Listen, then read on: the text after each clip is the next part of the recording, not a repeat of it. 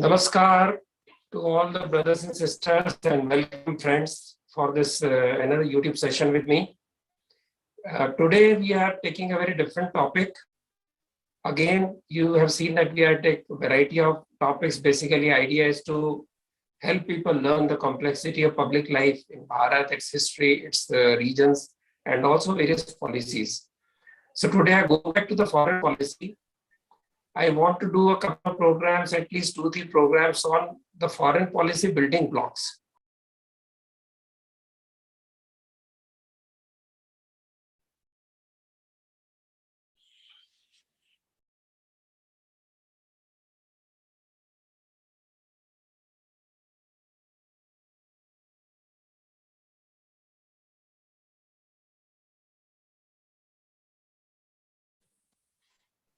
नमस्कार, good evening सभी भाइयों बहनों का दोस्तों का स्वागत है। मुझे लगता है यूट्यूब में कुछ इंटरप्शन हुआ था, इसलिए मैं दोबारा शुरू कर रहा हूँ।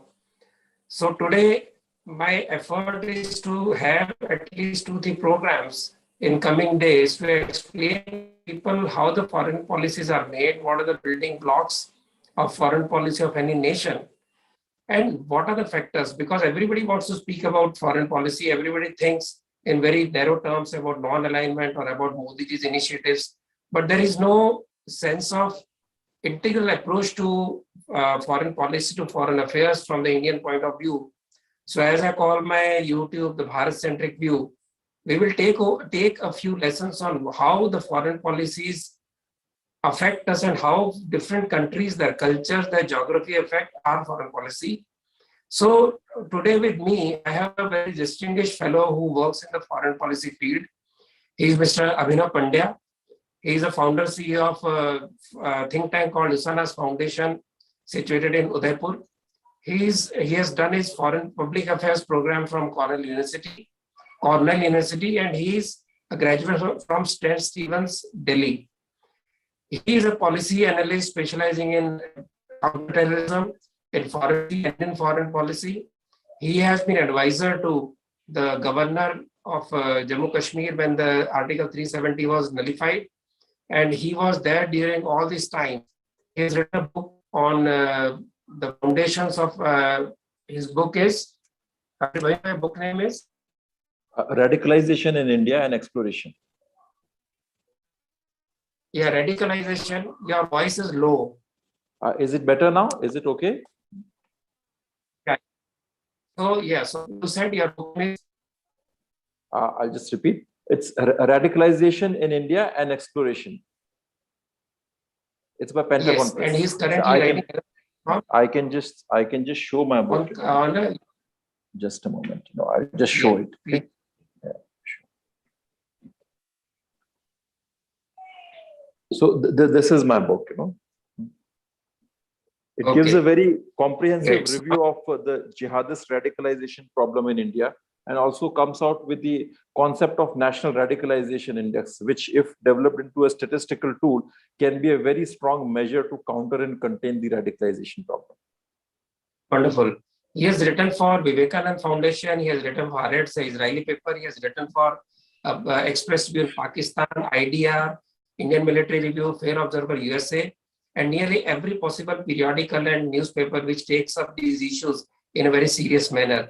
So Abhinav, welcome to you. I met Abhinav long years back when he was trying to find his feet in foreign policy affairs, and after having done so much of work to find where he can voice his ideas, and I saw him then in Jammu Kashmir. And so welcome, Abhinav. Namaskar, sir. Namaskar. As I said, Namaskar ji. So thank you so much for inviting me. A few lessons. You are most welcome. It's a pleasure to have you with me. And today we will talk about a few areas which immediately affect us. That is the neighborhood, the Middle East, and US. And then we will go in coming sessions about other areas of the world, regions of the world, how they affect our foreign policy. So Abhinav, as I said, we have a very what you call superficial view of foreign policy. Generally, we as laymen, And they, so what happens that we say, oh, Pakistan को ये नहीं किया, अरे America वो कर रहा है, Quad का क्या हो गया? But all these are highly interrelated. How best Middle East policies have changed during last couple of years when Trump came in, how USA view of the world has changed, which we have seen in a very horrendous way when they abandoned Afghanistan without any proper plan. And what is happening with China and India relations, how various neighbors of India who were neglected for so long, and when we tried to rebuild the bridges, and some results are some are not so good. So long-term basis, the foreign policy is not something that gives a result in a day or two. Our relation with Africa are very different. Different countries in Africa have different issues. Eastern Europe has different issues. Russia, Russia, different places. Latin America, which was never thought of in our foreign policy, is becoming an important part with BRICS. And as I said, then entire Indian Pacific Ocean region, a region where we find the future. In fact, Indian Ocean itself, the name signifies the only ocean which is named a country. That important is Indian Ocean in the world affairs for India, and how it will affect in coming years our own policies. China trying to push into Indian Ocean. So many issues are there. Still, like to begin neighborhood. What kind of neighbors we have, not politically, culturally, and how their situation, their governance changes and how it affects our relations. Then we'll move to other areas. Yes, Abhinav. Thank you. Thank you. Thank you so much inviting me, sir. Here, it's a very, very crucial topic. I agree that yes, certainly we have a very scattered and a superficial view concerning some of these very critical and relevant foreign policy issues. Okay, so I mean, before we actually start addressing various regional hubs, let us go back to the roots of the problem. Okay, the foreign policy discourse. First and most important part, or the facet of the country's foreign policy discourse is that it is made, shaped, manufactured, in a very, very narrow and confined Delhi's, I would say, power sector. Okay, as far as implementation part is concerned, and that is among the diplomats in Delhi. Or if it gets extended, nowadays a lot of think tanks have come up. They are also mostly confined in Delhi. Now, just look at the way how our people are selected. The people who join the foreign services, they come through a certain exam, which has a very typical way of it's like an old civil service exam, which was started by the Britishers. It's basically meant to recruit generalists. It doesn't look for specialists who are the area experts or the language experts or any other part of expertise. Okay? The examination was fit to serve the colonial ends. And then when these policies are made, so you can say that a large part of India, in fact, I don't know, 80 to 90% of beyond Delhi, okay, they hardly have any reflection, hardly have any say or role in the foreign policy discourse shaping. It's only after the Prime Minister Modi is sworn in as the Prime Minister in 2014 that we see a lot of think tanks budding up in various parts of India, and then they are at least talking about the Indian strategic thinking, Indian strategic narrative. Okay. Otherwise, some of the core and very fundamental problems have always been there. I mean, I just want to know, every country has its own security doctrine and has its own foreign policy fundamentals rooted in its history, rooted in its culture. But we, for a very, very long time, we never cared to look back into our traditions, our roots, to explore our primary, I would say, a dominant foreign policy narrative or the basic premises of our foreign policy. I just ask a very simple question. Okay? I mean, if you look at the texts like Ramayana and Mahabharata, one can find umpteen number of foreign policy theories, instances, incidents, which can play a very, very critical, a very crucial role in shaping your foreign policy subconscious mind. Okay? Like, I'm sure, have you heard about this text called the Niti Shatak by Bhartari? Niti Shatak. So, it's a text. So Bhartari wrote 3 texts: Vairagya Shatak, Shringar Shatak, and Niti Shatak. Niti Shatak is an excellent text on statecraft and governance. Likewise, Shukra Niti is also about statecraft and governance. Manusmriti, to a large extent, various sections are there. But Narad Smriti, Narad Samhita. But I mean, I personally feel that if we want to explore our own foreign policy discourse, if we want to find our roots and fundamentals, we need to look back into some of these basic texts and identify, I mean, what are the key elements of our thought process? What are the key elements of the way we have, conducted, we have dealt with our If I neighbors in the past? Yes. Am I audible? if I may interrupt. Yes. Yeah, yeah. Hello. Yeah. Yes. So you have quoted. yeah. I'm asking a question. Just but I'm asking a question. You are loud and clear. There are slight interruptions. Yes. What I'm asking you, the just you noted, the book noted of foreign policy, foreign affairs by our own sages and our own, erstwhile scholars. Has any person in the foreign affairs department or IFS, do they even know about these books? Or how many people know about such books? So I'm coming to that. Thank you so much for raising this very valid issue. Sir, for a very, very long time after India got independent, our diplomats used to get dressed up in a Mughal-style sherwani. When they were posted in European countries, they used to behave like Mughal aristocrats. So, language they would speak was totally either Urdu, Persian, or English. That too, and it was considered a prestige or a status symbol to look like a dignified, Mughal aristocrat speaking in a very polished British Queen's English. Okay, so for a very, very long time, we had those notions, and we, I mean, even the history part, okay, like, your foreign policy support, how do you act with your neighbors? Okay, suppose we came with a non-alignment theory.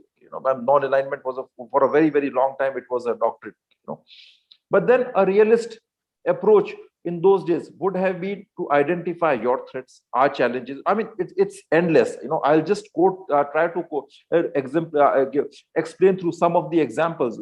Okay, some of the, so for instance, if we are talking about our national security threats or our very, the national security interests, how do you justify a non-alignment? I mean, and you would find n number of diplomats, n number of scholars, they would say, well, things were tough in those times. Okay, things were very difficult in those times. For that matter, I'm an independent scholar. I don't belong to any organization. I'll be very straightforward with you today. I'll be very forthright with you. For example, let's speak about partition only. Some of the people, okay, during those times, today, every, I would say, every serious strategic scholar realized that India's main challenge is the Islamist radicalization challenge. Okay, the internal challenge as well as the foreign challenge. Okay. And it's not a joke. It's something very, very serious. We have had a very long history of communal frictions and communal riots beginning right from Somnath massacre and the Somnath temple demolition. Then there was a long phase of massacre of Hindus, demolition of temples, and all kinds of persecution. This problem was persisting. When the partition came, I guess ideally this two-nation theory, even the idea of two-nation theory, okay, personally, if you ask my opinion, it was a perfect solution. Imagine today if India, Pakistan, and Bangladesh, if we had stayed together, it would have been a complete mess. You would be seeing, communal rights would have become the order of the day. So the foreign policy thinking starts from Hello. Abhinav, then you're talking half the solution, because the full solution would be transfer of population, like yes, Dr. Ambedkar said. Certainly. So I mean, it begins from that, sir. When you think of your national security, okay, there was an element from the other side, Mr. Jinnah, and I really appreciate him. He got it right. If he said that, I mean, these are two separate nations. These two communities are two separate nations. There is a problem. He was speaking on the basis of a certain history, on the basis of a certain social dynamics which he had observed, or even before him, many others had observed. So if that was the case, our leaders should have agreed. And if we had agreed for the complete transfer of population, it could have been done if both the nations had agreed for a mutual solution. If they had created partition affairs ministry, then at least in the period of 10 years, they could have implemented complete transfer of population. If you had done that, half of your national security problem would be solved today. You wouldn't have been spending billions and billions of dollars in Kashmir. You wouldn't have been spending billions and billions of dollars in handling your communal rights or internal security situation. It begins from there. Another example. Today, like, coming back to the present time, okay, this was, I'm sorry, I have a tendency to go back into history, okay, because, we have to identify our follies also. Let's talk about Afghanistan. Americans came in 2001 in Afghanistan after the September 11 attack. For a very, very long time, Americans and even the Western world, they said that, well, this terrorism is nothing, I mean, you are just violating human rights in Kashmir and you are, brutalizing people, persecuting people.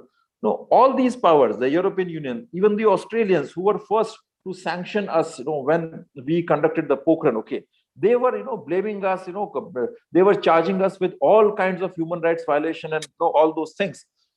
In 2001, they came, we started helping them as in the form of humanitarian assistance and everything.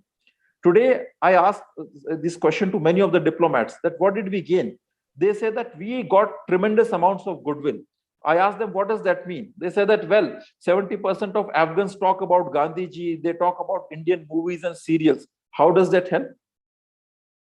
We would have gained a real goodwill only if we had created proxy assets in Afghanistan and we had been in the position to help the resistance forces against Taliban.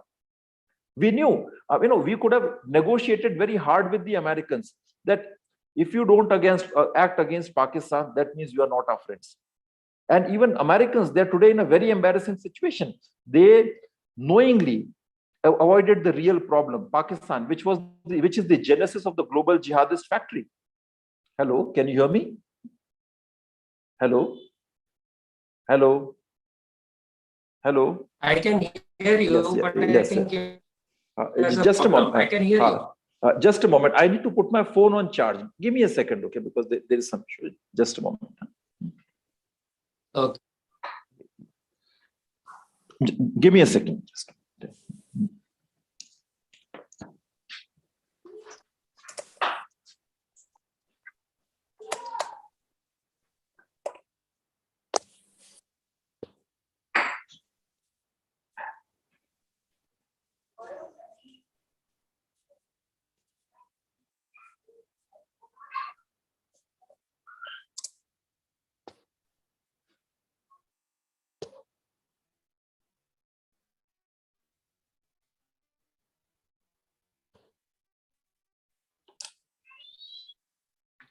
So while Abhinav locks in again with his battery recharge, I would say that he's a bit of an unconventional foreign affairs person, as you have heard from him so far.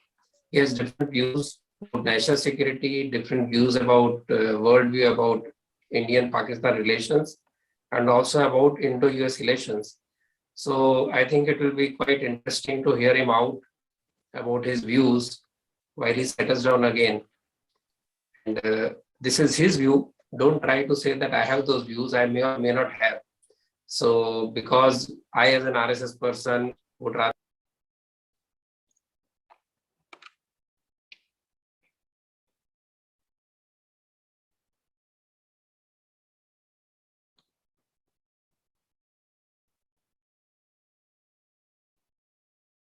Hello, yes.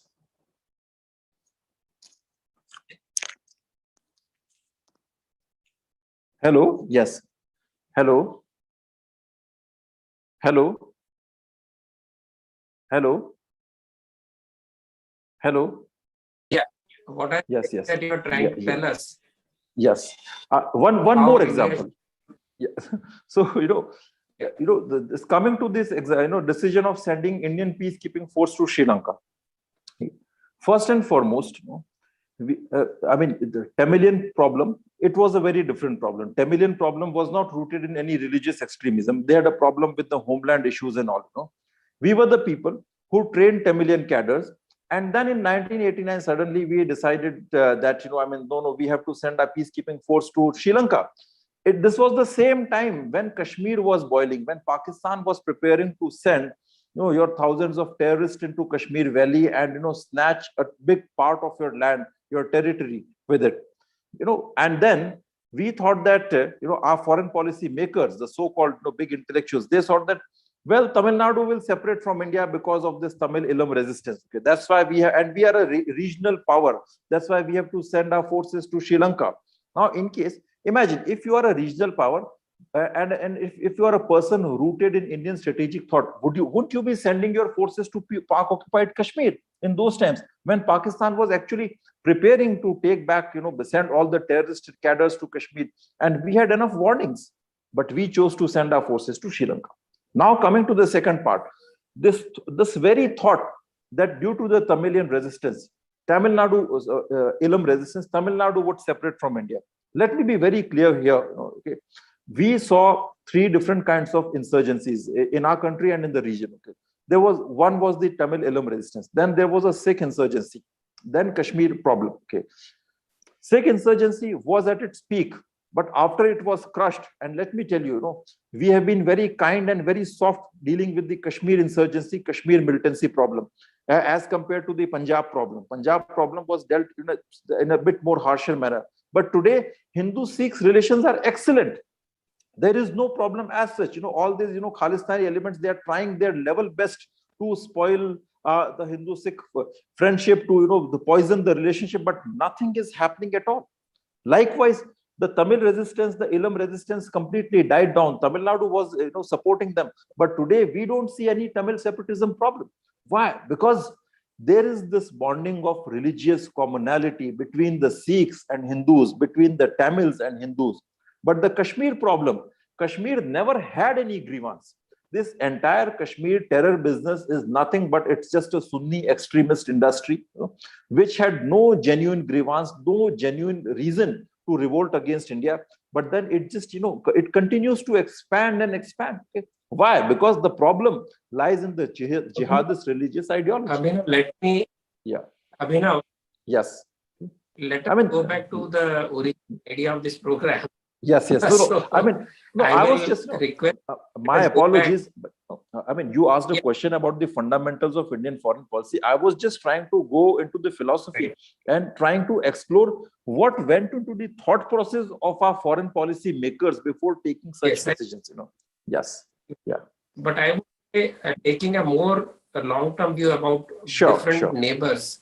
Yes. Can you explain issues that we face with Myanmar, issues we face with Bhutan, yes, definitely, China and Pakistan, their own socio-cultural issues, their own political compulsions. Then we come to the framework. Sure. Or how Pakistan's relation, Middle East relations, how Middle East itself is not one block anymore, but there are different blocks with different viewpoints. It is no more the way earlier when we treated everybody as Islamic countries and we begged for OPEC attention, etc. And now there are within them, there were fissures. Those fissures were religious. Now those fissures are not religious, they are political. So around us, what is happening, if you can, so people know basically, cultural understanding and the situation in various parts around us. Yes, sure. So let us, I guess, begin with Lanka if you want. There is an issue. Yeah. Okay. No, I think I'll begin with Pakistan first. Okay. So in the hello. Right? Can you hear me? Hello. Yeah. Yes. So yes. I don't. When we have Sri Lanka. Okay. Yes. Oh yeah. Fine. We can start with Sri Lanka. Okay. We can start with Sri Lanka. Well, with Sri Lanka, we have had a very, very long, the historic ties, going back to, our prehistoric ages, right from Ramayana and all even Mahabharata, So there is no existential conflict, as when it comes to, analyzing or assessing Sri Lanka-India relations. So there is no existential conflict of interest or, cultural conflict of interest between the two countries. But then due to the British occupation of Sri Lanka, and after that, the way the colonial powers shaped both the country's psyche. So, and then, this Tamil resistance came up, and that certainly generated frictions, and then so generated frictions, and it also impacted the mindset of a post-colonial ruling establishment. And for long, our focus after India got independence, for a very, very long time, we were not really very interested in exploring, and reaching out to our eastern and southern neighbors that way. I'm talking about the neighbors who shared a historical, cultural, and a religious past with India. So we were not really interested in exploring those domains. Those things were considered something, very religious or so-called non-secular. Okay? And that was the result of a very narrow and a very stupid mindset, I must say. I mean, certainly religion, you can see Islamic countries, they always, the religion is a very crucial part of their foreign policy decision making and foreign policy understanding. But I think we were having too much of an idealistic hangover or baggage, that we started denigrating, loathing our own traditions and our own cultural, religious aspects. But we could have started that. Lately, we have started that. But still, now, in today's context, when we see Sri Lanka is also facing this problem of Islamic extremism. Okay, it's a Buddhist country, and certainly, I mean, we all know that there's a lot in common and lot to explore between Buddhism and Hinduism. Certainly, we can do that. But Sri Lanka is facing this major threat of Islamic extremism, and I've been talking to various Sri Lankan journalists these days, and they are really concerned. This Sunday Easter bombings, all those people who took part in that, who perpetrated those bombings, they are very rich people. They come from good background, and they had absolutely no reason to join terrorism. It was purely the impact of ISIS mindset, due to which they joined. And it's not just something which is confined to Sri Lanka. Reportedly, those terrorists traveled to Kashmir also. They had links with the Wahhabi jihadists in Kerala also, the Salafi groups in Kerala also, with the Salafi groups in this National Tawheed Jamaat is also linked to extremist groups in Tamil Nadu also. So now we have a lot in common with Sri Lanka as far as security interests are to be explored and understood. Now with this, so a few days back I was interviewed by a Sri Lankan newspaper. They were asking that why SARC is silent and what will be the impact of Taliban takeover. Okay? I very clearly stated that if this ideology spreads to various parts of Indian hinterland, if it spreads to Bangladesh, if it spreads to Sri Lanka, then certainly it's going to be radicalization is going to be a major problem for Sri Lanka as well, and India also. As we saw, some people from Bangladesh already crossed into India to go and join Taliban. And then another factor comes because of the Rohingya issue. Yeah. Mm-hmm. In Sri Lanka, like Myanmar, there is a very, very militant, very strong, aggressive, if not to call militant, very aggressive Buddhism, as compared to the kind of Buddhism that saw Afghanistan go down on its knees in terms of their bhikkhus are as strong and aggressive as the bhikkhus of Myanmar. Yes, sir. So in that case, the solution you talk about in Lanka cannot apply to India, because India, we have a different approach to these issues. Yes. Oh, I'm coming to that. Yeah. So certainly there is a very strong, I would say, militant. I wouldn't say militant, but very firmly dedicated and committed religious cadre when it comes to bhikkhus. So I'm not saying that. We have the word aggressive. I did not say aggressive. Yes. I'm sorry. I'm sorry to use the militant word. But yes, they are very. Yeah. They are very committed to their religious identity. They are very committed to protecting and defending their existence. Okay, so I'm not saying that we apply the same solution, because there are other dynamics also. Because if it's not just about security, we have to talk about the Chinese penetration in Sri Lanka. So when I talk to some of the very crucial watchers of Sri Lanka, they say that it's a sold-out nation. Chinese have made massive inroads in Sri Lanka, massive inroads, penetrated almost all the institutions, the think tanks and all. So they have their own limitations, economic limitations, dependence. But yes, on the security aspect, there are a lot of commonalities and those issues. I think India should talk to Sri Lanka and work out these solutions. Okay, and there can be a lot of things which we can do. And if we say that, well, we are not going to be very harsh with such jihadi extremists in India, then I guess once again we are living in some kind of a fool's paradise. You will be forced to take a very harsh approach, if you want to defend yourself. Suppose if this ideological extremism spreads and you have lone wolf committing acts of terror in various parts of India, you will have to be as fanatic and as harsh as the bhikkhus of Sri Lanka, or the bhikkhus of Myanmar. Like you just see the Rohingya problem. Myanmarese bhikkhus, they threw them out.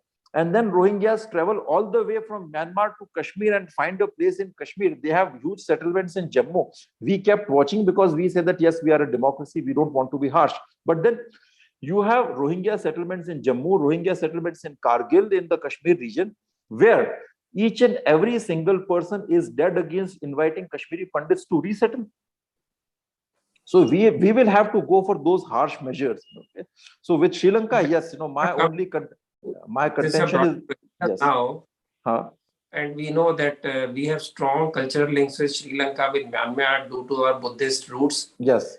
Since you talked of we moved to Myanmar seamlessly when we talked of Rohingyas. So, can we go to Myanmar now? What are the issues that can improve or spoil our relations with Myanmar?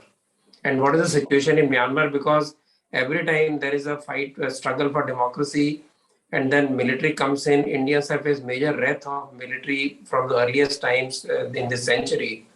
What is the scenario now? Well, so frankly speaking, I am not really very well acquainted with the details of the Myanmarese problem, but I can just give you a very general assessment regarding the Myanmarese problem. Okay? Marwari community has functioned, I mean, has lived and prospered in Myanmar for a very, very long time. And Marwari community, they kind of enjoyed a certain degree of protection from the military junta in Myanmar.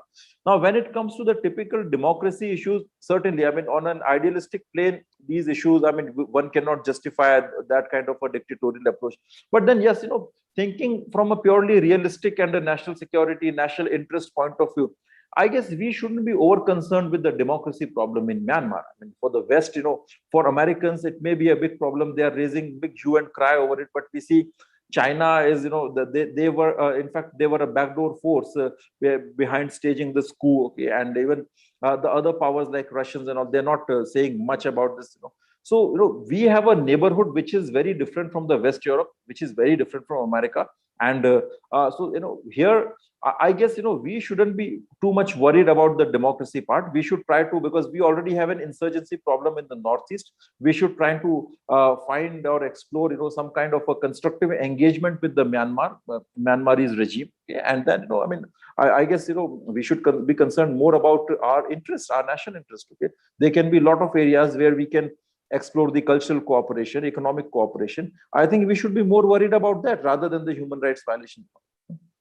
And just to add to people's knowledge, in 1960s, a huge number of thousands of Indians, Gujaratis, Marwadis, and Rajasthanis.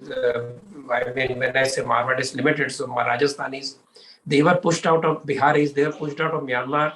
They came here penniless, and they had to restart their life. There are organizations like Brahma Bharati, which is an association of people who had their roots in Myanmar for hundreds of years. It was not just one or two generations.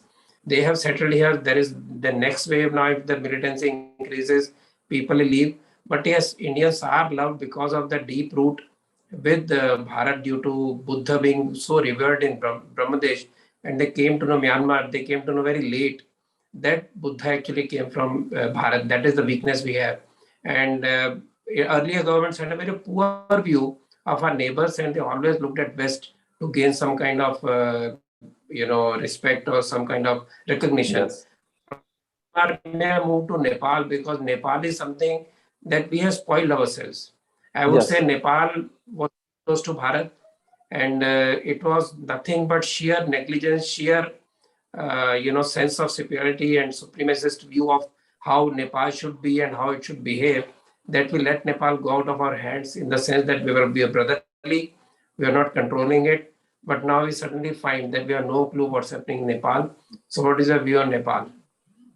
Yeah, likewise, I would say, I would agree with you, especially, and, this hubristic treatment also extends to Bhutan also, so, we'll come to that.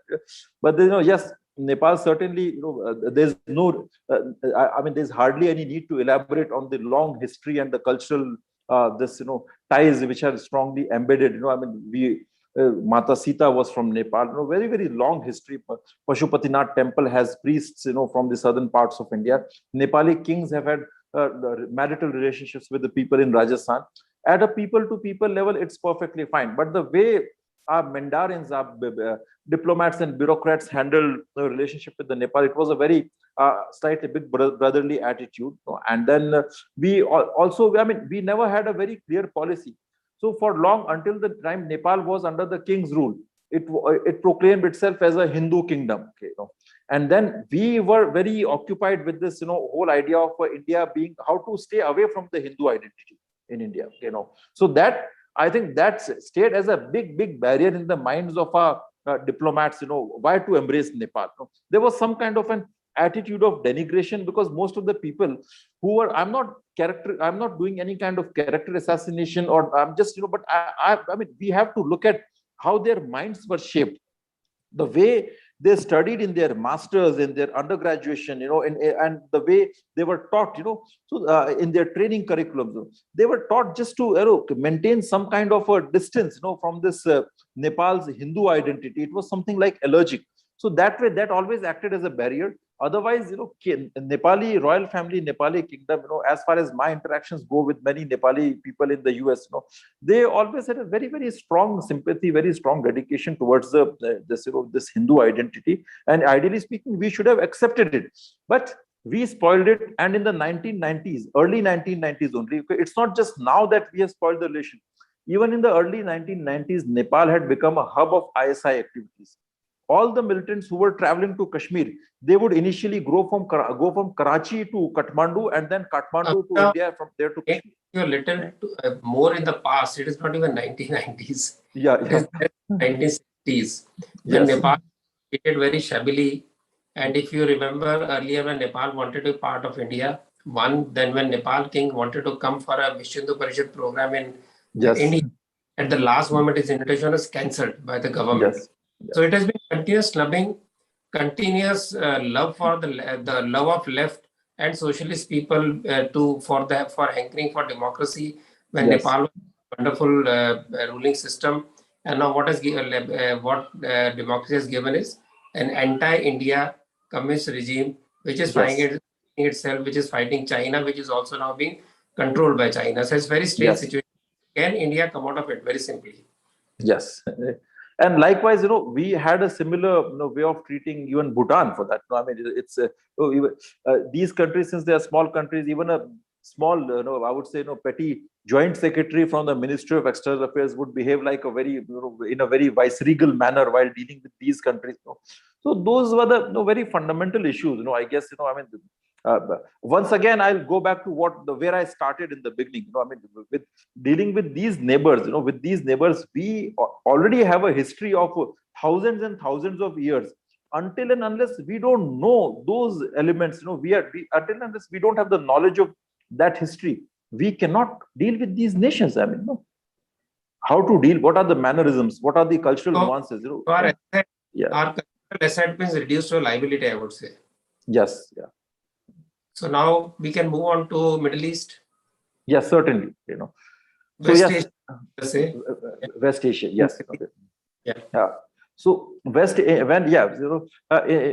it comes to West Asia, in the past, the OIC countries, they always mostly, when it came to Kashmir issue, they voted against, and they passed many resolutions and all. Besides that, there is this huge oil dependence on the West Asia. So those things were there, but once again, I mean, there were a lot of internal political dynamics. That way, I would really like to congratulate, the Indian security strategic establishment, that they could keep Kashmir away from the global Islamist politics for a very, very long time. I mean, whether it naturally happened, deliberately happened, or it was a success, that's a different thing. But yes, we could do that for a very, very long time. Post 2015, we have made a very unique outreach to the West Asian world. So we have become very friendly with the Saudis, which are known to be the global funder and the sponsor of the Wahhabi Islam. But we have made friends with them, and that friendship has paid us. It has, it has rewarded us in many ways. Now there's this massive counterterrorism cooperation, and even the Saudi government, the Saudi ruling establishment, is feeling the heat from the jihadi and the extremist forces, and there's a very strong chance that, especially the ISIS elements, like ISIS also believes in the Salafi Wahhabi strain, but then they were totally against. They hated the Saudi regime. And now in the Middle East, when we talk about the Middle East, there are two factions now. The old guard, which was Saudi Arabia, Kuwait, and Dubai, and all that. Especially Saudi Arabia, the custodian of the Islamic holy places, they are into some kind of a retreat, and Turkey has emerged as a more poisonous and a venomous extremist power. And they are and this new faction is very anti-India. So in that faction, you have Qatar, you have Turkey, Pakistan has to be there, okay? And certainly China has made good arrangements with them, just to for not for religious reasons, but for all kinds of geopolitical strategic reasons. Okay, and let me be very clear: Turkey is a very, very poisonous power when it comes to India. Okay? I wrote an article on Turkey's radicalization mission in India back in 2018 December, and it was in Haaretz, because none of the Indian publications were willing to hear anything about Turkey. They told me that, well, and even the most of the Indian diplomats also, that no, well, Turkey is the Mustafa Kemal's Turkey. It's a secular nation. They have a very European lifestyle, and you're just being very fanatic and this, that.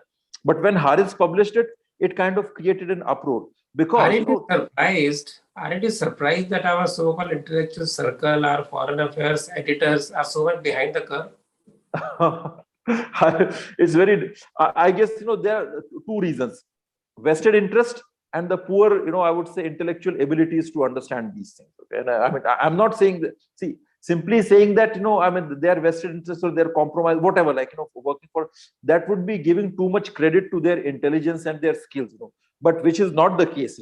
Once again, even the analytical part is also very poor, because once again, there are flaws in the basic training. You are able to understand your national security threats only if you are trained in your own country's history and your legacy. If you're not well acquainted with them, you cannot understand your threats. You would say that, okay, oh no, fine, Pakistan is a place, where you can nourish democracy in Pakistan. There is a big lobby of, journalists and the foreign policy thinkers here who would say, well, you should support democratic forces in Pakistan. Now, this very idea is based on a very, very flawed and a faulty understanding of Pakistan as well as Islam. I can put it on record. One can never flourish, one can never see democracy flourishing in Pakistan, because that is antithetical to the idea of Islam itself. Right. In the Middle East, going back to the Middle East, so Turkey was actually reaching out to imams at the lowest level in India. When Erdogan was re-elected as the head of Turkey, there were celebrations in Rampur, in UP. There were celebrations in Kerala, in the remotest villages. There were celebrations in Kashmir, with new Khalifa has come. And just look at the this interesting aspect.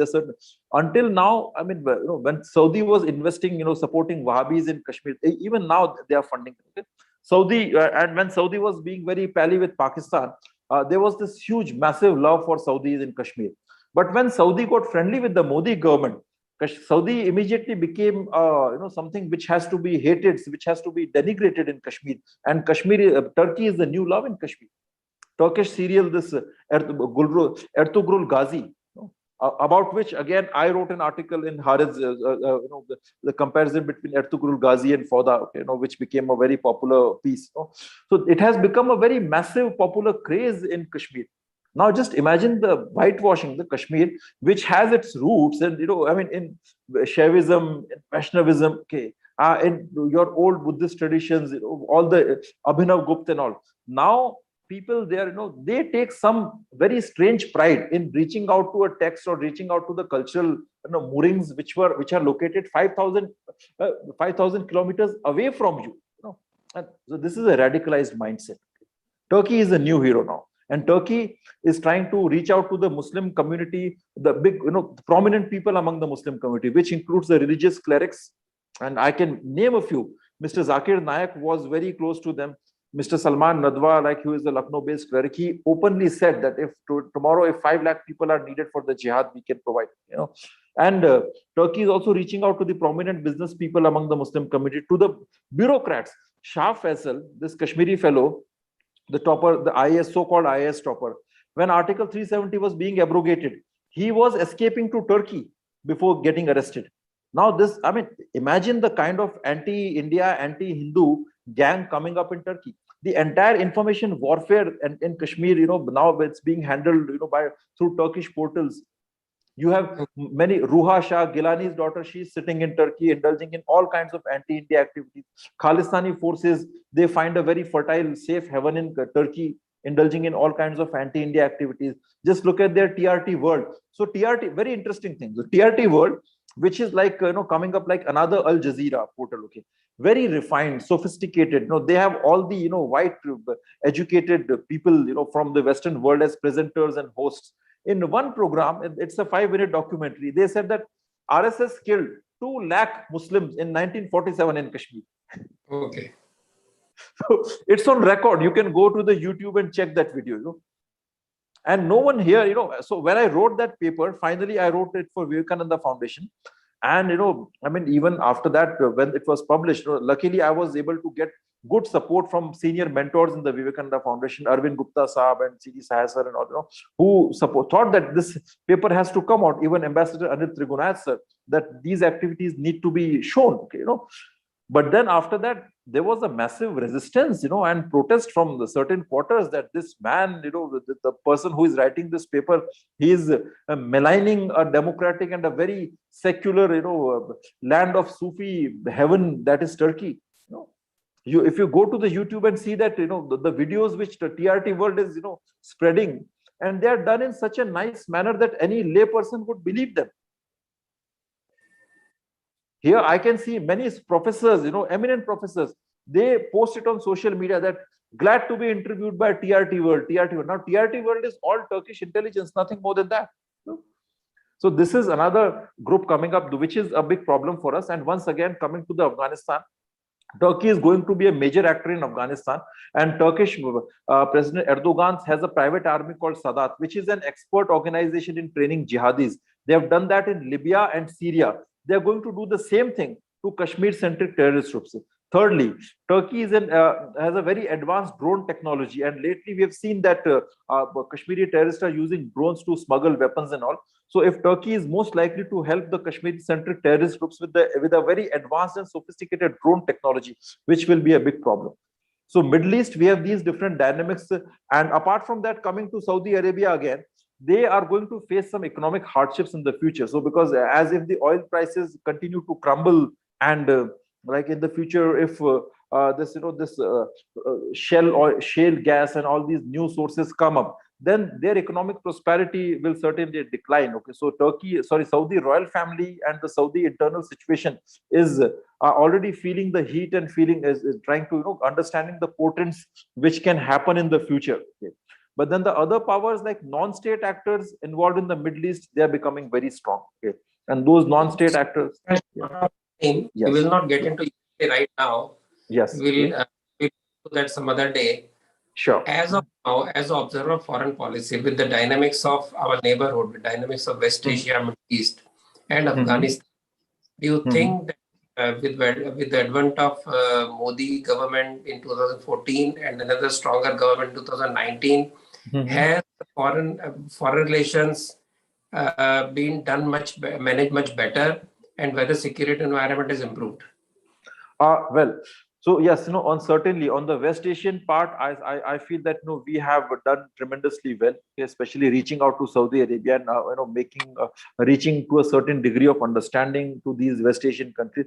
It has been a great success and achievement of the current government, and that also contributed immensely to the improvement of the security environment.